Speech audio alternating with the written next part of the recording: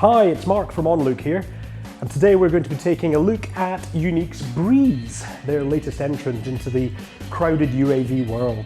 Now this is a little bit different from a lot of their previous releases. While the market has been dominated for so long by the Phantom, the Inspire, the Typhoon Q500 and the Typhoon H, Yuneec have now started to look at a slightly different market share for this. This is marketed as easy, social and safe, as a small selfie drone that can be used by almost anybody. So we'll have a look at what comes in the kit, we'll look at the bundled software and how you control it, then we'll get it flying and look at how well it performs. Now there is definitely a market share out there for people who want an easier to use aircraft than the traditional, perhaps slightly intimidating Phantom and Typhoon ranges. You look at the Breeze box here and see that they've marked it as my flying camera, and that's the attitude they're trying to get across here. This is not a high-end consumer or professional level drone for you to take aerial photos with. This is just a flying camera for you to take selfies with and such like there. The marketing speak down in the corner of the box, it is easy to fly, it is socially connected, and more importantly, it is safe. Popping the box open, you'll see it's very nicely packaged in here. We have the main Breeze box itself. So this comes in a nice little textured plastic box, which enables you to just throw it in a backpack, just take it with you wherever you happen to be going. Opening it up inside here, you can see again, it's very prettily packaged. The aircraft itself is absolutely adorable. We'll have a closer look at that in just a second. And it comes packaged with a battery, with a very simple, small, intelligent style 1150 milliamp hour 3-cell battery, and a full set of prop guards as well, which is particularly nice. Also contained in the packaging, you get the usual array of accessories, so you have a USB cable in case you want to hook it up directly to your computer. And also, you get a complete set of spare props, which is quite unique in this sort of environment here, but a very important thing, I would think.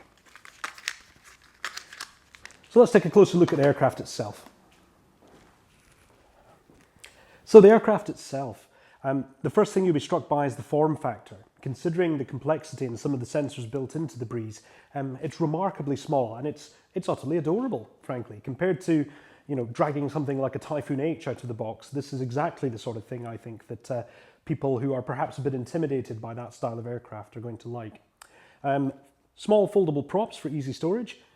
So that's one less thing for you to worry about. And as I pointed out, a spare set of props and a set of prop guards contained in the box as well, so that's ideal. You have a 4K camera on it. You'll see it's badged as the Breeze 4K. In fact, although you will notice it's not stored on a gimbal. It has tilt functionality, but in terms of stabilization, we'll look at that when we take it outside and get it flying, because they've used a slightly more interesting way to produce a decent stabilized picture. Big GPS antenna on the top. It is a full GPS capable aircraft, and it has little fold-out undercarriage as well. One button on the back for power, and on the underside you'll notice we have a twin set of infrared cameras for height control and for indoor positioning work, and just behind that is an optical flow sensor, a single monocular camera which allows it to look for texture differences, exactly the same as the sort of indoor positioning systems you're used to. One of the main intents for this, and you'll see this in all of the advertising materials, is an aircraft that you can use inside.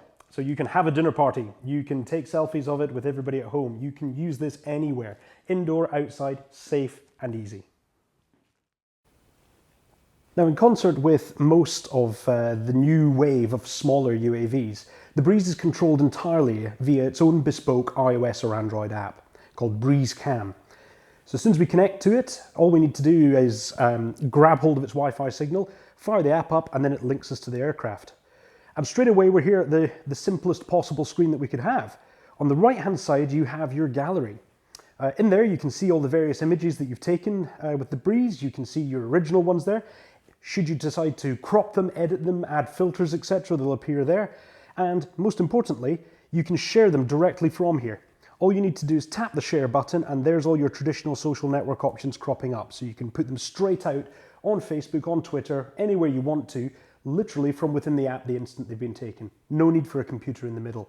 On the left-hand side, you can see what our little Breeze sees. So if I was to duck down and give it a wave, it will hopefully see me here. And then tapping the task button puts you into the main control page here. You've got your battery status in the top left, you've got all your flight instruments in the top right. The yellow bit there shows the infrared sensors, which allow it to assess its altitude while it's inside. The blue crosshairs are the optical flow sensor, and the satellite is obviously the number of GPS satellites that are locked. Finally, you've got the compass and the accelerometer. Now, because we're inside, I will need to turn GPS off and ensure that it's only going to operate using infrared and optical flow. The only mode that you can use without a GPS lock is pilot mode. So if I activate that, it gives you a quick proviso. First of all, you're about to fly the aircraft. Please make sure it's in a safe location, and please make sure it's at least 2 meters clear of any obstructions when you're indoors. And then we flip across, and this is what we see. We've got the usual Mode 2 style sticks overlaid on top of the screen there. We've got a control for gimbal on the left-hand side, and we've got the opportunity to flip between stills and video. Now, the R button that you've got here is quite important. That allows you to effectively put the aircraft into headless mode, as it's often defined, or smart mode, similar to other Yuneec products. It's effectively going to flip left, right, forwards and backwards, so they operate from the point of view of the observer rather than the point of view of the aircraft. It's just yet another method they've got for making it as simple as possible. So let's see how it flies. So with it set in pilot mode here, all I need to do is tap the takeoff button down there, and it asks me just to confirm that I'm happy with what it's doing. It will rise to 3 feet, or it'll rise to the altitude that we've defined in the app settings, and then we'll hopefully fly itself using the IRS and the optical flow sensor. So a quick slide to proceed. She starts up, and up she climbs. So there we are. You can see now in the app here that I've got blue for the infrared positioning sensor, and I've got blue for the optical flow sensor as well. So the aircraft is now perfectly stable and is responding quite nicely. The usual controls, as I've said, so we can rotate around using the Mode 2 options there. We can slide the aircraft forward and backward as we see fit. If we're feeling particularly brave, we can fly with an accelerometer. And of course, we can bring up the camera controls here, where all we have to do is tap a button and start it recording. So we'll get it to give us a quick demo here. When we're finished, because we're running out of batteries here, all you need to do is tap that land button, and the aircraft will use the infrared altitude sensor to make sure that it puts itself safely back on the ground. So that is as simple as it gets for pilot mode. What we'll do now is we'll have a deeper look through the app and the other functions that are there, and we'll get it outside and see how it flies in the other modes. Now, nice and simple, when you want to actually control your Breeze, all you need to do is find the Wi-Fi network that it puts out. So with the Breeze switched on, we connect to that network, nice and simple, and then all we have to do is activate the Breeze Cam app. We get a little beep, it tells us down the bottom it's connected, and then we get our initial readout there. Now, the main screen looks like this. It's going to show us the task view on the left-hand side, the gallery on the right-hand side. Now, the various settings that we can adjust, everything is kept as simple as possible. First of all, you can give your Breeze a friendly name if you want to make sure that it's a bit easier to remember than just its serial number there. You can flip between Mode 1 and Mode 2 for the simulated sticks. And you can also define the default distance that it will try to set when it's doing orbit modes and selfie modes and such like. And you can also set the initial height for takeoff, obviously quite important when you're flying it indoors. When you're outdoors, you can set a return to home height on the right-hand side, and left-hand side, you've got a maximum speed that you can set as well, just to keep it all a bit more controllable. The emphasis here is on user-friendliness above almost everything else. In pilot mode, you can set your own geofencing, maximum height and maximum distance away from you. There's obviously a compass calibration option there. You can ask it whether or not it's going to ask you for confirmation on the various modes there. And you can also decide whether or not you want it to display each of the tutorials for the various settings there. Now, on the left-hand side, again, we can change the video settings. You can get a raw 4K picture, or if you want it stabilized, you need to rely on the digital stabilization system. This is taking the raw 4K image and it's snipping out a 1080p or 720p segment from the middle of it. So you have the option there of 1080p at 30 or 720p at 60 frames per second. You've got quality settings for your photos as well, and you can also set some scene modes there too. You can choose between imperial and metric measurement, and that is pretty much it. You've got immediate handy reference to where to go if you've got any problems, and you've also got access to your flight logs. Flight logs can also be downloaded directly to your computer for use in various websites and monitoring systems as well.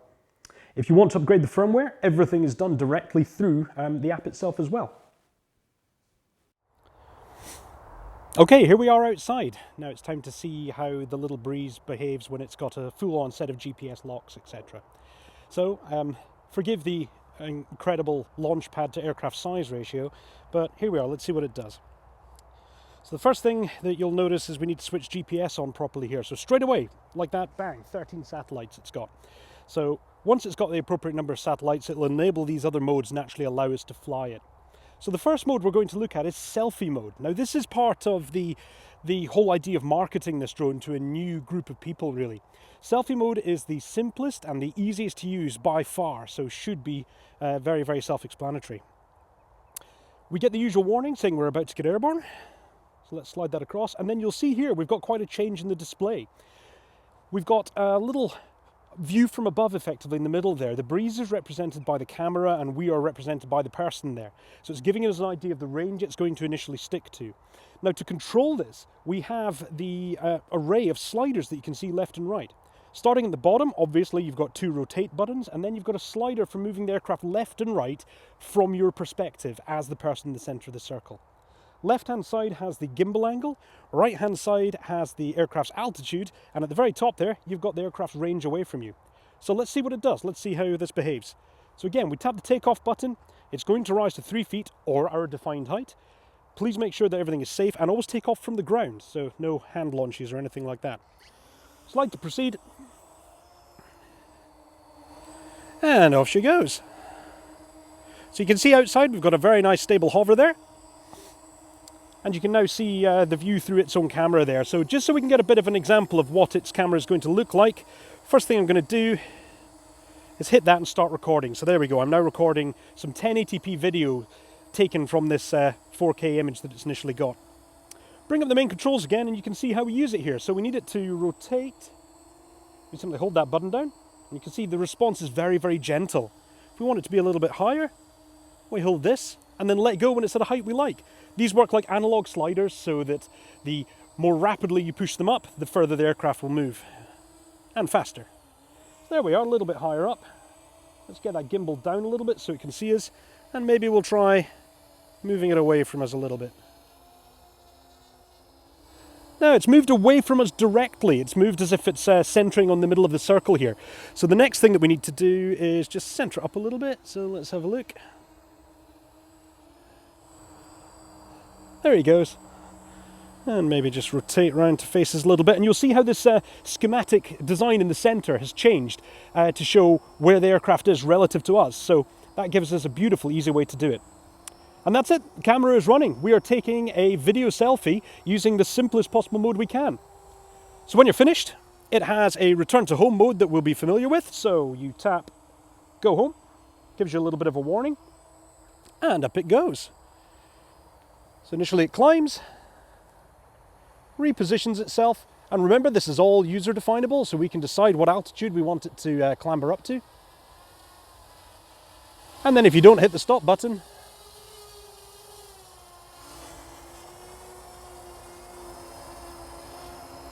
down it comes terribly gracefully.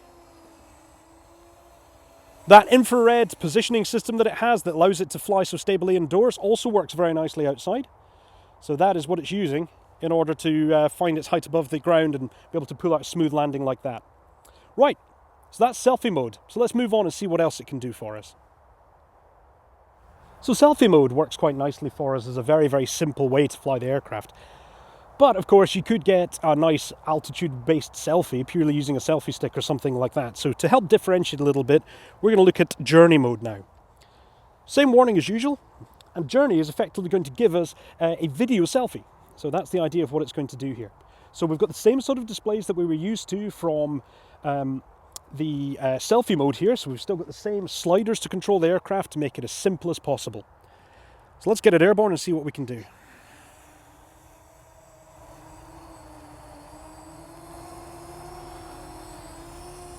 So there we are. Again, initial controls are made purely using these simple push button selfie mode things.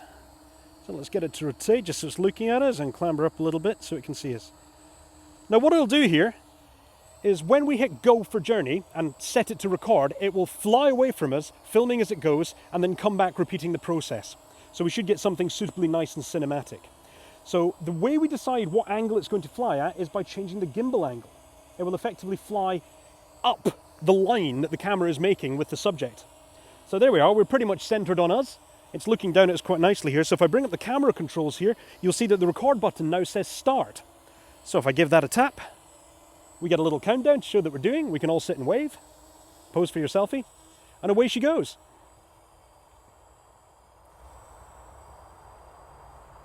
The distance that it travels to is definable. You can see down here we've got 65 feet selected. That's just the standard, but you can define that to almost anything. So it depends on what sort of impact you want to have from it. What do you want it to look like when it's doing this? Do you want something really cinematic? Do you want something really close to you? Something really far away? And there we go, big journey completed.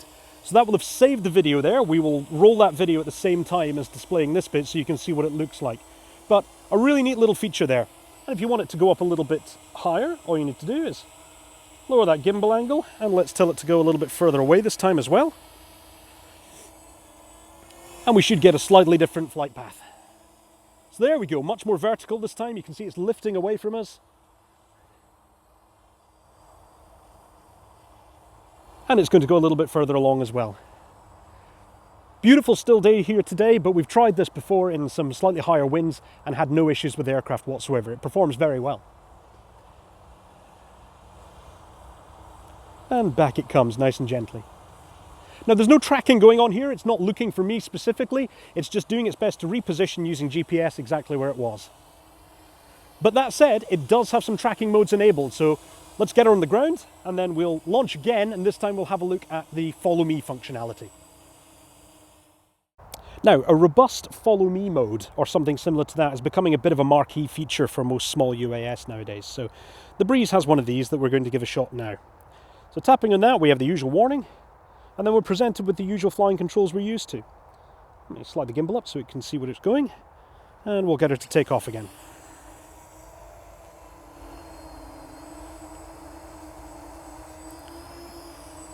And there we are. So the first difference we've got this time is we've got the standard pilot mode controls back again, so we can actually try and fly the aircraft. Now you notice that left and right operates the way I expect it to. This is a good time to mention the reversal button there. So if I reverse that, it now flies left and right relative to me rather than relative to the aircraft itself. So a potentially useful little feature. We'll get her to climb a little bit. And then look down so we can be seen. Okay, for follow me, we tap that. And again, we've got the opportunity to start recording, so we'll start filming this now just so again we can see what the quality's like. So we've got the aircraft positioned nicely up here above us. There we are.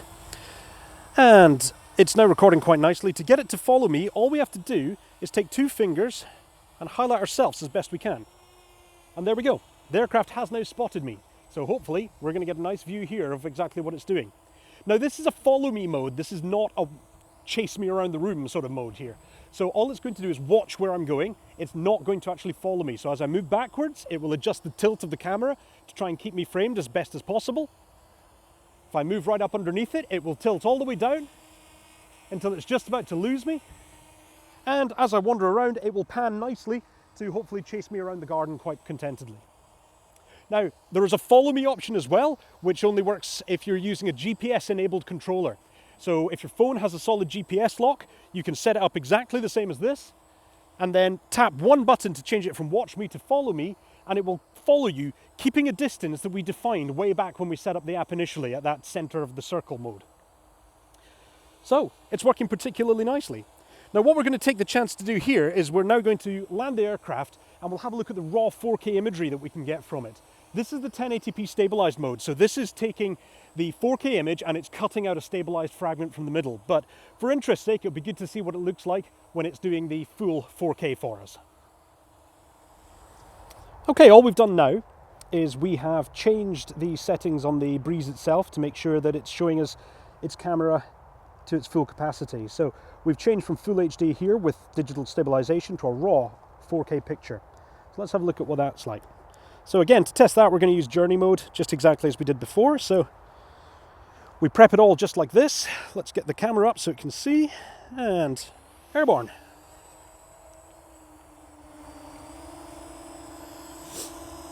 Okay, there we go. We're going to turn her to faces. Let's get a little bit higher up to start with. And tilt the view down. So there we go, we're all set up. This is a raw 4K picture. We don't have a lot of wind or buffeting here, but we will have some movement so we can see what the quality change is like. And for our last journey of the day, before we lose the light, off we go.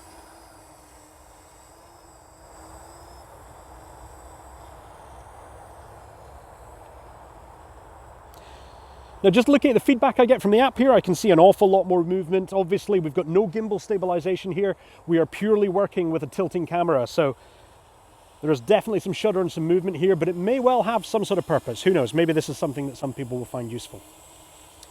So we've now looked at all the modes that this aircraft can do, so let's get her on the ground, give it a well-deserved rest, and then we will pick up with a bit of a summing up.